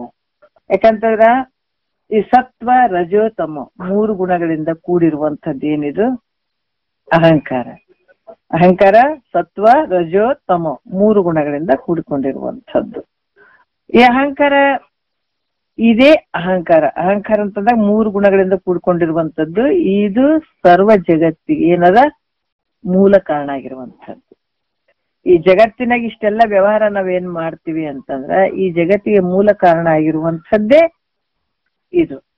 ಯಾಕಂತಂದ್ರ ಈ ಸತ್ವ ರಜ ಈ ಅಹಂಕಾರ, ಇಂಥ ಅಹಂಕಾರವು ಹೆಂಗಾದ್ರ ಬೇರೆ ಐತೇನು, ಇದರ ಸ್ವರೂಪವಾಗಿ ಇರುವುದಂತ ತಿಳಿದಿರುವ ಬುದ್ಧಿ ಮಹತ್ವ ನೋಡ್ರಿ. ಯಾಕಂದ್ರ ಇದರ ಒಂದು ಸ್ವರೂಪವಾಗಿರುವಂಥದ್ದು ಯಾವುದು ಮಹತ್ವ. ಈ 3 ಗುಣಗಳನ್ನ ಗರ್ಭೀಕರಿಸ್ಕೊಂಡಿರ್ತದ, ಇದಕ್ಕೆ ಮಹತ್ವ ಅಂತ ಹೇಳಿಸ್ಕೊಳ್ತದ. ಆದ್ರೆ ಈ ಮಹತ್ ಅನ್ನುವಂಥದ್ದೇ 3 ಗುಣಗಳು ತ್ರಿಗುಣಾತ್ಮಕವಾದಂತ ಅಹಂಕಾರವನ್ನ ಗರ್ಭೀಕರಿಸ್ಕೊಂಡಿರ್ತದ ಅನ್ನುವಂಥದ್ದು ಕೂಡ ಹೇಳ್ತಾರ. ಮತ್ತೆ ಈಗ 5ನೇ ನುಡಿಯಲ್ಲಿ ಕೂಡ ಹೇಳ್ತಾರ ಈ ಮಹತ್ತತ್ವದ ಸ್ವರೂಪವನ್ನ ಸ್ವಲ್ಪ ವಿಶೇಷವಾಗಿ ಹೇಳ್ತಾರ ಅವರು. ಅದರಿಂದ ಅಹಂ ಪ್ರಿಯತೆಯದ ತೋರಿಕೆ ಅಪ್ಪುದು ಅಂತದು ಸಾತ್ವಿಕಾದಿ ಗುಣಗಳ ಉದಯಕ್ಕೆ ಏತುವುದು ಅನ್ಯತಾ ಜ್ಞಾನದ ರವಾದ ಈ ಬೀಜವು ಈ ಜಗಕ್ಕೆ ಅಂತ ಹೇಳ್ತಾರ. ಅದಕ್ಕ ಈ 3ರಿಂದನೇ ಜಗತ್ತಿನ ವ್ಯವಹಾರ ನಡೆದಂಥದ್ದು. 3 ಅಹಂಕಾರಗಳು ಅಹಂತ್ರಿತಯದ ಅಂದ್ರ 3 ಅಹಂಕಾರಗಳು. ಈ ಮಹತ್ತತ್ವದಿಂದಲೇ ಮುಂದೆ ಹೇಳುವಂತಹ ವೈಕಾರಾದಿ ಅಂತಂದಾಗ ವೈಕಾರಿಕ, ತೈಜಸ್ಸು ಮತ್ತೆ ಭೂತಾದಿ ಅಂತ ತಗೊಳ್ಬೇಕು. 3 ಉತ್ಪನ್ನಗಳು ಅದು ಅಹಂಕಾರ. 3 ಅಹಂಕಾರಗಳು ಉತ್ಪನ್ನ ಅದು ಯಾವುದರಿಂದ? ಈ ಮಹತ್ತತ್ವದಿಂದ. ಮಹತ್ತು ಅಂದ್ರೆ ಜ್ಞಾನದ ಸ್ವರೂಪವಾಗಿಯೂ ಮತ್ತೆ ಸತ್ವಾದಿ ಗುಣಗಳ ಉತ್ಪತ್ತಿಗೆ ಕಾರಣವಾಗಿಯೂ ಇರುವಂಥದ್ದು. ಅಂದ್ರೆ ಈ ಮಹತ್ವ ಅನ್ನುವಂಥದ್ದು ವಿಚಾರ ಮಾಡಿ ನೋಡಿದ್ರ ಜ್ಞಾನದ ಸ್ವರೂಪವಾಗಿಯೂ ಆದ, ಮತ್ತೆ ಸತ್ವಾದಿ ಗುಣಗಳ ಉತ್ಪತ್ತಿಗೂ ಕಾರಣ. ಅಂದ್ರೆ ಸತ್ವಾದಿ ಅಂದಾಗ ಸತ್ವ ರಜೋ ತಮ ಗುಣಗಳನ್ನ ತಗೊಳ್ಬೇಕಾಗ್ತದೆ. ಈ ಸತ್ವಾದಿ ಗುಣಗಳ ಉತ್ಪತ್ತಿಗೆ ಈ ಮಹತ್ ಕಾರಣ ಆಗ್ಯದ.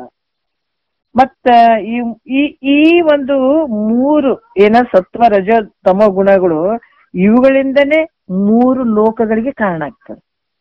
ಸ್ವರ್ಗಲೋಕ, ಮರ್ತ್ಯಲೋಕ ಮತ್ತೆ ಪಾತಾಳ ಲೋಕ ಏನ್ ಹೇಳ್ತೀವಲ್ಲ, ಇದು ಸತ್ವ ರಜೋ ತಮ ಈ 3 ಗುಣಗಳು. ಈ 3 ಗುಣಗಳು ಮಹತ್ವ ಏನಂದ್ರ 3 ಗುಣಗಳಿಗೆ ಕಾರಣ ಆಗ್ತದ. ಈ 3 ಗುಣಗಳಿಂದನೇ 3 ಲೋಕಗಳಿಗೆ ಕಾರಣ ಆಗ್ತದೆ. ಯಾಕಂತಂದ್ರ ಇಲ್ಲಿ ಯಾವ ರೀತಿ ಹೇಳ್ತಾರ, ಮಹತ್ತಿನಿಂದ 3 ಅಹಂಕಾರಗಳು ಉತ್ಪತ್ತಿ. ಈಗ ಹೇಳಿ ಮೊದಲ ಇಲ್ಲಿ ಹೇಳ್ತಾರ 6ನೇ ನುಡಿಯಲ್ಲಿ ಹೇಳ್ತಾರ, ಮೊದಲು ವೈಕಾರಿಕ ಅಹಂಕಾರಗಳು ಗೊತ್ತಾಯ್ತಲ್ಲ. ಪ್ರಕೃತಿ ಮಹತ್ತು, ಅಲ್ಲಿ ಮಹತ್ತು 3 ಗುಣಗಳನ್ನ ಗರ್ಭೀಕರಿಸ್ಕೊಂಡಿರ್ತದ. 3 ಅಹಂಕಾರಗಳು, ಆ ಅಹಂಕಾರಗಳಿಂದ ಇಲ್ಲಿ ಮುಂದೆ ಮತ್ತದರ ಕಾರ್ಯಗಳು ನಡೀತಾವ. ಮೊದಲ ಯಾವುದು? ವೈಕಾರಿಕ ಅಹಂಕಾರ. ಮತ್ ಅದರಿಂದ ತೈಜಸ್ಸು, ಅದರಿಂದ ಭೂತಾದಿ ಎನಿಸುವ ಒದವಿದ ಹೆಸರು ಪಡೆದ ಹೆಸರು ಒಡೆದ 3 ಅಹಂಕೃತಿ ಉದಯಿಸಿ ತೋರ್ಪವು ಆ ಕ್ರಮದಿಂದೇ. ನೋಡ್ರಿ, ಪ್ರಥಮದಲ್ಲಿ ವೈಕಾರಿಕ ಅಹಂಕಾರ ತೋರಿತು. 3 ಅಹಂಕಾರ ತೋರಿದ್ವಲ್ಲ, ಮಹತ್ತಿನಿಂದ ಕ್ರಮವಾಗಿ ಮೊದಲು ಏನ್ ತೋರಿತು? ವೈಕಾರಿಕ ಅಹಂಕಾರ ತೋರಿತು. ನೋಡ್ರಿ, ವೈಕಾರಿಕ. ಮತ್ತ ಅದರಿಂದ ಏನ್ ತೋರಿತು? ತೈಜಸ್ ಅಹಂಕಾರ. ಆ ತೈಜಸ್ ಅಹಂಕಾರದಿಂದ ಭೂತಾದಿ ಅಹಂಕಾರ. ಈ 3 ಅಹಂಕಾರಗಳು ಉತ್ಪನ್ನ ಆದವು. 3 ಗುಣಗಳು, 3 ಗುಣಗಳಿಂದ 3 ಅಹಂಕಾರಗಳು ಈ ರೀತಿ ಉತ್ಪನ್ನ ಆದವು. ಈ ವೈಕಾರಿಕ ಅಹಂಕಾರದ ವಿಚಾರವನ್ನ ಹೇಳ್ತಾರ 7ನೇ ನುಡಿಯಲ್ಲಿ ಹೇಳ್ತಾರ ನೋಡೋಣ. ಸಕಲ ವಿಜ್ಞಾನಕ್ಕೆ ನಿಖಿಳ ವಿಕಾರಕ್ಕೆ ಪ್ರಕೃತಿ ತಾನಾಗಿ ಪಳೆಯುತ್ತಿರ್ಪ ಸುಕರದ ಅಹಂಕೃತಿ ತಾನೇ ತಿಳಿಯ ವೈಕಾರಿಕ ಒಪ್ಪುದದು ಸತ್ವಗುಣ ಮೂಲ. ಏನಾಗ್ತದ? ವೈಕಾರಿಕ ಅಹಂಕಾರ ಏನ್ ಕೆಲಸ ಮಾಡ್ತದ? ಯಾವ್ದಕ್ಕೆ ಕಾರಣ ಆಗ್ತದ ಅಂತಂದ್ರ ಅಂತಃಕರಣ ಮತ್ತೆ ಜ್ಞಾನೇಂದ್ರಿಯ. ಅದಕ್ಕ ನಾವು ಪಂಚೀಕರಣದಲ್ಲಿ ಸೃಷ್ಟಿ ಕ್ರಮ ಬೇರೆ ಇರ್ತದೆ. ಅದಕ್ಕ ಇದು ಮಿಥ್ಯವಾಗಿರುವಂತ ಒಂದು ಜಗತ್ತಿನಲ್ಲಿ ಈ ಸೃಷ್ಟಿ ಕ್ರಮಗಳ ಬಗ್ಗೆ ನಾನಾ ರೀತಿಯಿಂದ ಬರ್ಕೊಂಡು ಬರ್ತಾರ. ಅದಕ್ಕೆ ತಲೆ ಕೆಡ್ಸ್ಕೊಳ್ಳೋದು ಬೇಕಾಗಿಲ್ಲ ಅಂತಿದ್ರು ಗುರುಗಳು. ಇಲ್ಲಿ ಸೃಷ್ಟಿ ಕ್ರಮ ಬೇರೆ ಹೇಳ್ತಾರ, ಇಲ್ಲಿ 3 ಅಹಂಕಾರಗಳ ಬಗ್ಗೆ ಹೇಳ್ತಾರ, ಅಲ್ಲಿ ಪಂಚಭೂತಗಳು ಒಂದ್ರಾಗ ಒಂದು ಬೆರಿಕೆ ಆಗಿದಾವ ಅಂತ ಅಲ್ಲಿ ಹೇಳ್ತಾರ. ಅದಕ್ಕೆ ಇದ್ರ ಬಗ್ಗೆ ಮಿಥ್ಯವಾಗಿರುವಂತದ್ದನ್ನ ನಾನಾ ರೀತಿಯಿಂದ ಹೇಳ್ಕೊಂಡ್ ಬರ್ತಾರ. ಅದಕ್ಕೆ ಇದು ಹೆಂಗ್ರಿ ಅದೇ ಹೆಂಗ್ರಿ ತಲೆ ಕೆಡ್ಸ್ಕೊಳ್ಳೋದು ಅವಶ್ಯಕತೆ ಇಲ್ಲ ಅಂತಿದ್ರು ಗುರುಗಳು. ಹಂಗಾಗಿ ಈ ವೈಕಾರಿಕ ಅಹಂಕಾರದಲ್ಲಿ ಏನಾಗ್ತಾವ ಅಂದ್ರ ಅಂತಃಕರಣಗಳು ಅಂದ್ರೆ ಮುಂದೆ ಹೇಳ್ತಾರ ಈ ಮನ, ಬುದ್ಧಿ, ಚಿತ್ತು, ಅಹಂಕಾರ, ಇವು 5 ಅಂತಃಕರಣಗಳು. ಜ್ಞಾತೃ, ಇವು 5 ಅಂತಃಕರಣಗಳು. ಮತ್ತೆ ಜ್ಞಾನೇಂದ್ರಿಯಗಳು ಯಾವುವು? ಸ್ತೋತೃ, ತ್ವಕ್ಕು, ಜಿಹ್ವ, ಗ್ರಹಣ, ನೇತ್ರ. ಇದು ಸಂಸ್ಕೃತದ ಶಬ್ದಗಳು. ಆದ್ರ ಸಂಸ್ಕೃತ ಅನ್ನುವಂತ ಭಾಷೆ ದೇವತೆಯ ಭಾಷೆ, ಮನುಷ್ಯರ ಭಾಷೆ ಅಲ್ಲದು. ಹಂಗಾಗಿ ವೇದ ಉಪನಿಷತ್ತುಗಳು ಸಂಸ್ಕೃತದಲ್ಲೇ ಅದಾವ. ಹಂಗಾಗಿ ಇಲ್ಲಿ ಕೂಡ ಕೆಲವೊಂದು ವರ್ಡ್ಸ್ಗಳೆಲ್ಲ ಸಂಸ್ಕೃತದಲ್ಲಿ. ಸ್ತೋತೃ, ತ್ವಕ್ಕು, ಜಿಹ್ವ, ಗ್ರಹಣ, ನೇತ್ರ ಅನ್ನುವಂತ ಜ್ಞಾನಗಳು. ಇವು ಸಕಲ, ಯಾಕಂದ್ರೆ ಈ ಸಂಬಂಧಗಾರ ಜ್ಞಾನೇಂದ್ರಿಯ ಸಂಬಂಧಗಾರ ಸಕಲ ಜ್ಞಾನಗಳಿಗೂ ಈ ಯಾಕಂದ್ರ ಜ್ಞಾನೇಂದ್ರಿಯಾದಿಗಳ ವಿಕಾರ ರೂಪ ಕಾರ್ಯಕ್ಕೆ ಇವೆಲ್ಲ ವಿಕಾರ ರೂಪ ಈ ಕಾರ್ಯ ಮಾಡ್ತಾವಲ್ಲ, ಅದಕ್ಕ ಈ ಸತ್ವಗುಣಕ್ಕೂ ಯಾವುದು ಕಾರಣವಾಗಿರ್ತದೋ ಅದು ವೈಕಾರಿಕ. ಈ ಮುಂದೆ ಹೇಳುವಂತ ಜ್ಞಾನೇಂದ್ರಿಯಗಳ ವಿಕಾರ ಆಗಿರ್ಬಹುದು, ಅಂತಃಕರಣಗಳ ವಿಕಾರ ಆಗಿರ್ಬೋದು, ಮುಂದೆ ಆಗುವಂತವಕ್ಕೆಲ್ಲದಕ್ಕೂ ಈ ಅಂತಃಕರಣ ಮತ್ತೆ ಜ್ಞಾನೇಂದ್ರಿಯ ಇವುಗಳ ಒಂದು ಕಾರ್ಯಕ್ಕೂ ಕೂಡ ಈ ವೈಕಾರಿಕ ಇದರಿಂದನೇ ವೈಕಾರಿಕ ಅಹಂಕಾರ ಅಂತ ತಿಳ್ಕೊ ಅಂತ ಹೇಳ್ತಾರೆ. ಇವೆರಡು ಅದು ಅಂತಃಕರಣ ಮತ್ತೆ ಜ್ಞಾನೇಂದ್ರಿಯಗಳ ಪಂಚಕಗಳು ವೈಕಾರಿಕ ಅಹಂಕಾರಗಳಿಂದ ಉತ್ಪನ್ನ ಆಯ್ತು ಅಂತ ತಿಳ್ಕೊಳ್ಬೇಕಾಗ್ತದೆ.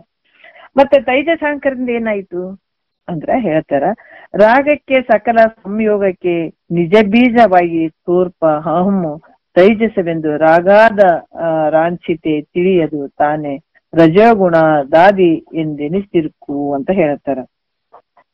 ಈ ರಜೋಗುಣದ ತೈಜಸ್ದಲ್ಲಿ ಏನ್ ಹೇಳ್ತಾರ ಅಂದ್ರ ವಿಷಯಗಳ ಇಚ್ಛಾರೂಪ ಮಾಡುವಂಥದ್ದು. ರಜೋಗುಣದಲ್ಲಿ ಏನಾಗ್ತದ, ವಿಷಯಗಳ ಇಚ್ಛೆ ಮಾಡುವಂತ ಭಾವ ಇರುವಂಥದ್ದು. ಇದಕ್ಕ ಇಲ್ಲಿ ಏನದಾವ, ಈ ಗುಣ ಅಂದ್ರೆ ಕರ್ಮೇಂದ್ರಿಯ ಇವು ಯಾಕಂದ್ರ ಈ ಮೂಲ ಕಾರಣವಾಗಿ ವಿಷಯಗಳನ್ನ ಹೊಂದುವ ಸಂಯೋಗಕ್ಕೆ ಇದೇನಾದ್ರೆ ವಿಷಯಗಳನ್ನ ಅಪೇಕ್ಷೆ ಮಾಡುವಂಥದ್ದನ್ನು ಪಡ್ಕೊಳ್ಬೇಕನ್ನುವಂಥದ್ದು ಇದು ರಜೋಗುಣಕ್ಕ ಮೂಲ ಕಾರಣ ಆಗಿರುವಂಥದ್ದು ಯಾವುದು? ಅದು ತೈಜಸ ಅಹಂಕಾರ. ರಜೋಗುಣಕ್ಕ ಸತ್ವಗುಣಕ್ಕ ಮೂಲ ಕಾರಣ ಆಗಿರುವಂತದ್ದು ಯಾವುದು? ವೈಕಾರಿಕ ಅಹಂಕಾರ. ಆಮೇಲೆ ಈ ಒಂದು ರಜೋಗುಣಕ್ಕ ಮೂಲ ಕಾರಣ ಆಗಿರುವಂತದ್ದು ಯಾವುದು? ತೈಜಸ ಅಹಂಕಾರ. ಇದರಿಂದ ಕರ್ಮೇಂದ್ರಿಯಗಳು ಮತ್ತೆ ವಿಷಯಗಳು ಇವು ಆಗುವಂಥದ್ದು, ಕರ್ಮೇಂದ್ರಿಯ ಆಗುವಂಥದ್ದು ಮತ್ತೆ ತಮ್ಮ ವಿಷಯಗಳನ್ನು ಒಂದು ಸಂಯೋಗಕ್ಕೆ ಏನ್ ಹೇಳ್ತಾರ ಇಲ್ಲಿ ತೈಜಸ ಅಹಂಕಾರ ಅಂತ ಕೂಡ ಹೇಳ್ತಾರ. ಈ ರೀತಿಯಾಗಿ ಯಾಕಂದ್ರೆ ತೈಜಸ ಇಲ್ಲಿ ಮತ್ತೆ ಕರ್ಮೇಂದ್ರಿಯಗಳು ವಿಷಯ ಶಬ್ದ ಸ್ಪರ್ಶ ರೂಪ ರಸಗಂಧ ಅನ್ನುವಂಥದ್ದು ತೈಜಸ ಅಹಂಕಾರದಿಂದ ಆಗಿರುವಂಥದ್ದು. ಮತ್ತೆ ಇಲ್ಲಿ ಏನ್ ಹೇಳ್ತಾರ ಅಂತಂದ್ರ ವೈಕಾರಿಕ ಅಹಂಕಾರದಿಂದ ಅಂತಃಕರಣಗಳು ಜ್ಞಾನೇಂದ್ರಿಯಗಳು ಆಗಿರುವಂಥದ್ದು, ತೈಜಸ ಅಹಂಕಾರದಿಂದ ರಜೋಗುಣ ಇರುವಂಥದ್ದು. ಅಲ್ಲಿ ಏನಾಗ್ತದ ಅಂತಂದ್ರೆ ಕರ್ಮೇಂದ್ರಿಯಗಳು ಮತ್ತು ತಮ್ಮ ವಿಷಯಗಳನ್ನ ಹೊಂದಿರುವಂಥದ್ದು. ಇದಕ್ಕೆ ರಜೋಗುಣಕ್ಕ ಮೂಲ ಕಾರಣ ಆಗಿರುವಂಥದ್ದು ಯಾವುದು? ತೈಜಸ್ ಅಹಂಕಾರ ಅಂತ ಕೂಡ ಹೇಳ್ತಾರ. ಈಗ ಸಮಯ ಆಗ್ಯದ ಅಂತ ಅನಿಸ್ತದ, ಅದಕ್ಕೆ ಮತ್ತೆ ಭೂತಾದಿ ಅಹಂಕಾರದ ವಿಚಾರವನ್ನ ಮತ್ತೆ ಹೇಳ್ತಾರ. ಭೂತಾದಿ ಅಹಂಕಾರದಿಂದ ಏನಾಗ್ತದ, ಪಂಚಭೂತಗಳಿಗೆ ಮುಖ್ಯವಾಗಿ ಕಾರಣವಾಗಿರುವಂತದ್ದು ಯಾವುದು ಅಂತಂದ್ರೆ ಭೂತಾದಿ ಅಹಂಕಾರ ಅಂತ ಹೇಳ್ತಾರೆ. ಈ ಪಂಚಭೂತಗಳೇನಾಗಿದಾವ, ಆಕಾಶ, ವಾಯು, ಅಗ್ನಿ, ಜಲ, ಪೃಥ್ವಿ, ಇವು ಅದರಿಂದ ಆದವು ಅಂದ್ರ ನೋಡ್ರಿ ಮೂಲ ಯಾವುದು? ಈ ಭೂತಾದಿ ಅಹಂಕಾರದಿಂದ ಪಂಚಭೂತಗಳು ಉತ್ಪನ್ನ ಆದವು. ಈ ರೀತಿಯಾಗಿ ಸೃಷ್ಟಿ ಕ್ರಮವನ್ನ ಹೇಳ್ತಾ ಬರ್ತಾರ. ಮತ್ತೆ ನೋಡೋಣ, ಇದನ್ನೇ ಹಿಡ್ಕೊಂಡು ನಾಳೆ ವಿಷಯದಲ್ಲಿ ನೋಡೋಣ. ಸ್ವಲ್ಪ ಕಷ್ಟ ಅನಿಸ್ತದ, ಬಟ್ ಕೇಳ್ತಾ ಹೋದ್ರೆ ಯಾವ್ದು ಕಷ್ಟ ಅಲ್ಲ.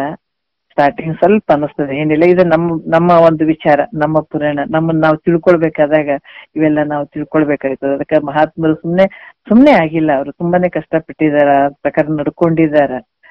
ಹಂಗಾಗಿ ಇವೆಲ್ಲ ಮೂಲ ಸ್ವರೂಪದ ವಿಚಾರವನ್ನ, ಮೂಲ ವಿಚಾರಗಳನ್ನ ತಿಳ್ಕೊಂಡಾಗ ನಮ್ಮ ಸ್ವರೂಪಕ್ಕೆ ಹೋಗಕ್ಕೆ ಬಹಳ ಸುಲಭ ಆಗ್ತದೆ. ಹಂಗಾಗಿ ಎಷ್ಟು ಅದ್ಭುತವಾಗಿ ಹೇಳಿದಾರ. ಒಂದು ಸಲಕ್ಕೆ ಬೇಗ ಅರ್ಥ ಆಗ್ಲಿ ಅಂತಂದ್ರ ಅಲ್ಲ, ಸ್ವಲ್ಪ ಕ್ರಮವಾಗಿ ಹೋದಾಗ ಇದೇ ವಿಚಾರಗಳನ್ನ ಹೇಳ್ತಾರ. ಕ್ರಮವಾಗಿ ಬಿಡ್ದು ಬಿಡ್ದು ಬಿಡ್ದು ಒಂದು ಸ್ಥಾನಕ್ಕೆ ನಮಗೆ ವಿಚಾರಗಳು ಅರ್ಥ ಆಗ್ತಾವ ಅಂತ ಹೇಳಲಿಕ್ಕೆ ಇಷ್ಟಪಡ್ತೀನಿ. ಒಂದ್ 2 ಗುರುಗಳು ಪಾದಕ್ಕೆ ಅರ್ಪಿಸಿ ಹರವ.